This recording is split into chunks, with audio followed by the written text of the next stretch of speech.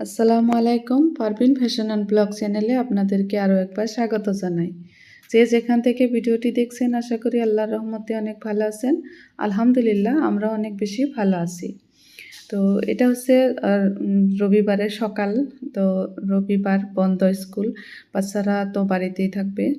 সেজন্য সকাল থেকে ভিডিওটা শুরু করছি। তো সকালের নাস্তা বানাচ্ছিলাম। তো আগের দিন রাতে ব্রয়লারের মাংস দিয়ে তরকারি বানিয়েছিলাম। তো ওটা রয়ে গিয়েছিল। তো ভাবলাম যে রুটি করে নিই, রুটি দিয়ে খাওয়া যাবে, ভালো লাগবে। তো আটা গরম পানি করে আটা ডো করে নিয়েছিলাম। তো গরম পানি করে বলক তুলে যদি আটাটা ডো করা হয় তো রুটিটা শক্ত হয় না, রুটিটা নরম হয়ে থাকে, তুলতুলা হয়ে থাকে। যত দেরি করে খেলেও ওটা শক্ত হয় না, তাই আমি সবসময় গরম পানি দিয়েই আটাটা সানি। তো আটাটা ডো করে রেখে দিলাম একটু রেস্টে, ওটা সেট হতে থাকুক। তো এদিকে আমি বসে না থেকে ভাবলাম একটু অন্য কাজ করে নিই। তো আমার গরম মশলা শেষ হয়ে গিয়েছিল, ভাবলাম গরম মশলাটা করে নিই।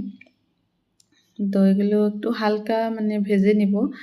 ভাজা একটু গরম করে নিব যাতে মুসমুসে হয়, তাহলে পাউডারটা ভালো হবে।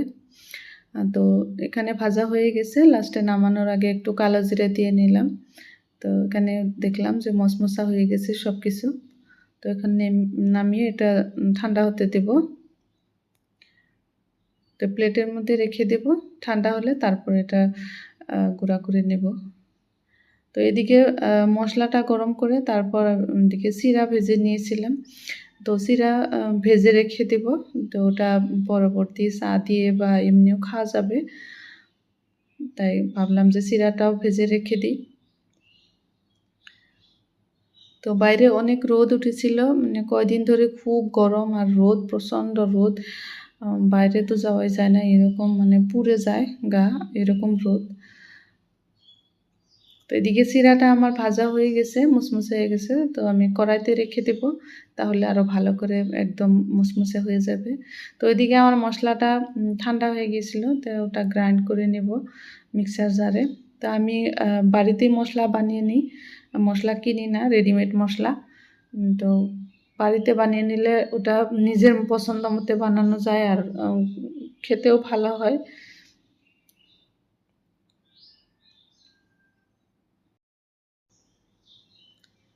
তো আপনারা চাইলে এইভাবে মশলা কিনে বাড়িতে গুঁড়া করে নেবেন। ওই প্যাকেটের গুঁড়ার সাথে এটা অনেক ভালো হয়।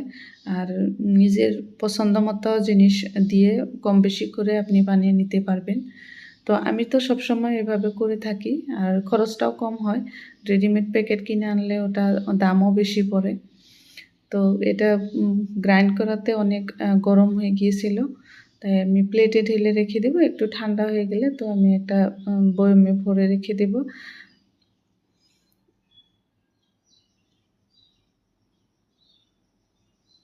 তো এদিকে আমার চিরাটাও ভাজা হয়ে গেছে, ঠান্ডা হয়ে গেছিলো।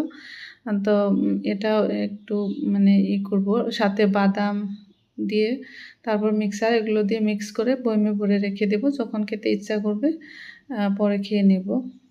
এটা চা দিয়েও খাওয়া যাবে, আর এমনিতেও খাওয়া যাবে, ভালো লাগবে। তো আমার কাছে 2 ধরনের মিক্সার ছিল, তো আমি ওই মিক্সার অল্প অল্প করে এটার সাথে মিক্স করে দিয়ে নিলাম।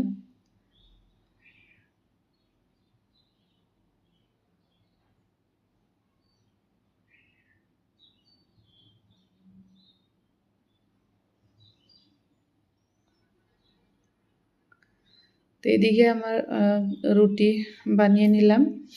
তো রুটিগুলো সেঁকে নেব, সেঁকে তারপর নাস্তাটা করে নেব।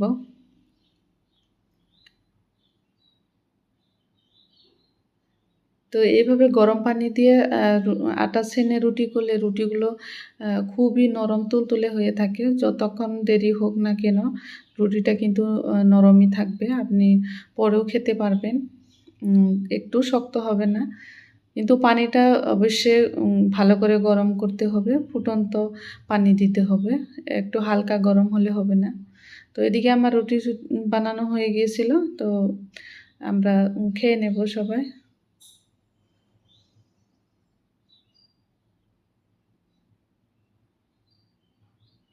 তো এই ছিল আমাদের সকালের নাস্তা, আজকে রবিবারের বন্ধর দিনের নাস্তা। তো নাস্তা করে তারপর সারাদিন অনেক কাজ করলাম। তো বিকেলের দিকে এদিকে আমি কাপড় নিয়ে বসে গেলাম। তো একটু সেলাই করব। তো ইয়ার আগে যে মেখলার যে চাদরটা দেখিয়েছিলাম, ওটার পাড় লাগানো, তো সেটার যে মেখলাটা, তো ওটা আজকে সেলাই করব। তো এই যে দেখতে পাচ্ছেন মেখলার মাঝখানে এটা এরকম জয়েন দেওয়া আছে, জয়েনের থেকে তো আমি 2টা পার্ট আমি জুখে নেব। তো এদিকে ব্লাউজের পিসও আছে, তো ব্লাউজের পিসটা আমি কেটে নেব, কেটে রেখে দিব, তারপর মেখলাটা সেলাই করে নেব।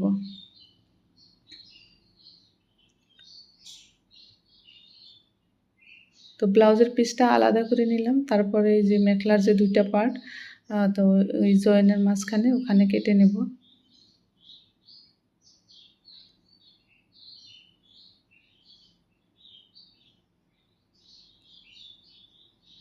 তো মেখলার নিচের দিকে ফলস লাগাতে হবে। আমি এমনি যে শাড়ির ফলস ওগুলো লাগানো যায়, কিন্তু আমি ওটা লাগাইনি, একটু বেশি করে লাগাবো, তাই সেজন্য আমি এটা যে লাইলিংয়ের কাপড় ব্লাউজের নিচে লাগানো হয়, আস্তরের কাপড়, তো ওটা আমি বেশি করে নিয়েছি। তো আমি সাধারণত মেখলার নিচে এরকম আস্তরই লাগিয়ে দিই, তাহলে ভালো হয়। তো আধা মিটার আস্তর নিলেই হয়ে যাবে।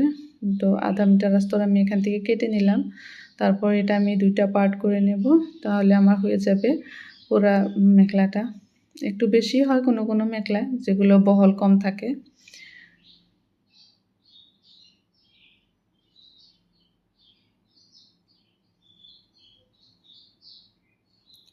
তো সেলাই কাম অনেক জমে আছে, কিন্তু বাচ্চাদের মানে এক্সাম এসেছে, ওই জন্য বেশি কাজ করা হচ্ছে না। তো একটু একটু করে যে সেলাই করব আর আপনাদের সাথে শেয়ার করতে থাকব। যদি আমার ভিডিওগুলো ভালো লেগে থাকে, প্লিজ আমার চ্যানেলটি সাবস্ক্রাইব করে রেখে দিবেন। আর যদি ভিডিওটির মাঝখানে একটু ভালো লেগে থাকে, তাহলে একটি লাইক দিয়ে দিবেন।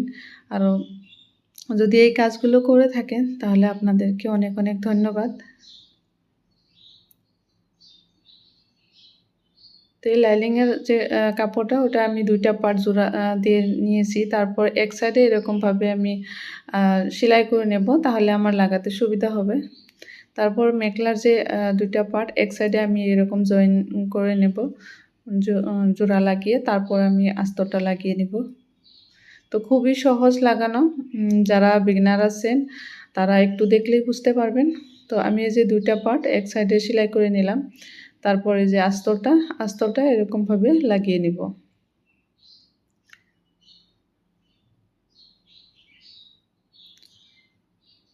তো আস্তরটা এরকমভাবে লাগিয়ে নিচ্ছি, একটু বেশি হয়েছে, তো এটুকু কেটে আমি ফেলে দেব না, মানে রেখে দেব, পরবর্তী আমার কাজে লাগবে ব্লাউজ বানানোর সময়।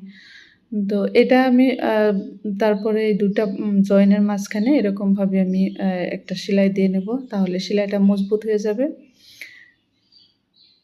তারপর এই যে এই আরেক সাইডে ওই 2টা পার্ট আমি যে ডিজাইন আছে, ডিজাইনটা সমান করে ধরে তারপর এরকম আমি পুরা মাথার থেকে লাইনিংয়ের যে পুরা মাথার থেকে এরকম পুরাটা সেলাই করে নেব। তাহলে কি হবে, এভাবে সেলাই করে নিলে নিচের দিকে আর সেলাই দেখা যাবে না, সেলাইটা ভিতরে পড়ে যাবে। তো কাজের ফিনিশিং হবে। তারপর এরকম উল্টিয়ে আমি এখন এভাবে সেলাই করে নেব, তাহলে আমার মেখলাটা সেলাই করা হয়ে যাবে নিচের দিকে।